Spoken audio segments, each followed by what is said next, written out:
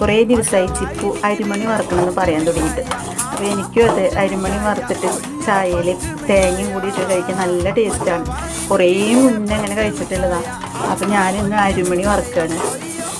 അരി കഴുകിയതിന് ശേഷം ഞാൻ വാർത്ത് വെച്ചിട്ടാണ് കേട്ടോ വറുക്കാൻ തുടങ്ങിയത്. കുറേ സമയം പിടിക്കും ഇത് വറുത്ത് കിട്ടാൻ. അരിമണിയുടെ വറവ് ആയിട്ടുണ്ട്. ഈ പാകത്തിൽ വേണം കേട്ടോ വറുത്തെടുക്കാൻ. ഇനി അരിമണി തേങ്ങ കൂടി ചായയിലിട്ട് കഴിക്കാം.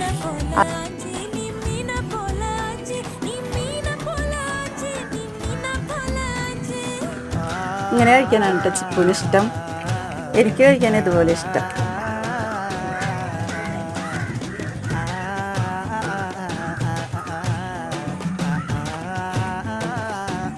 ചിപ്പു എങ്ങനെയുണ്ട്? ഇഷ്ടമായോ? സൂപ്പറാണ്. എല്ലാവരും ട്രൈ ചെയ്ത് നോക്കാം കേട്ടോ.